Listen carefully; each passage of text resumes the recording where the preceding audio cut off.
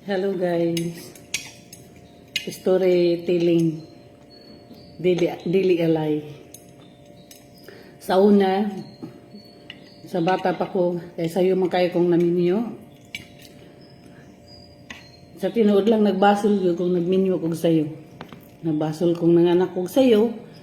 Nagbasol ko nga nagdaghang kayo kong anak. Parang ang paminaw na ko, dili na ko deserve na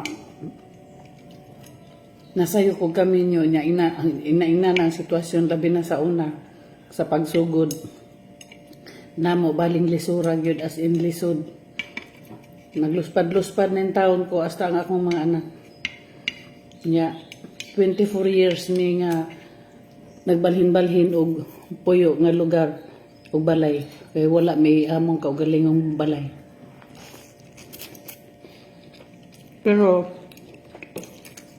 pag abot sa panahon nga na-mature na, nagpasalamat po kong doble-doble sa Ginoo nga sayo kong naminyo og daghan kong anak. Kay sama ani karon nga ang mga anak magtarong og eskwela, manarbaho na. Chance naman po dahil nato nga pwede na tang mag-sitting pretty di ay. Tapos tawagan na lang tas tong anak nga o na mangari na kang dapita kay manlarga tag abroad para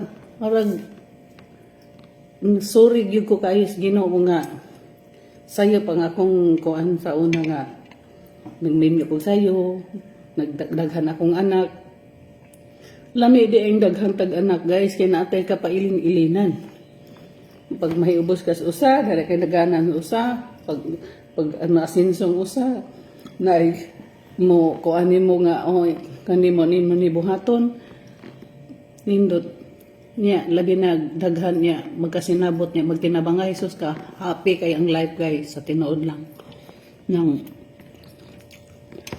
siyempre nahuna rato na ako siguro sa una nga sa bata pa ko sayo kay kong naminyo sayong nanganak wala na akong may enjoy ang akong pagkadalaga so mao tingali nga mao tay akong nahuna-hunaan but karon thank you so much Lord nga nasayo kog ninyo daghan kog anak ug inani ang akong sitwasyon nga naminyuan so bawi Lord bawi thank you love you Lord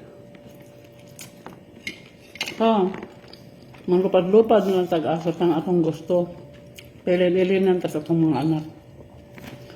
Maura guys, napaydaghang istorya pero katulang, gi-shortcut ra na. Bye. Love you.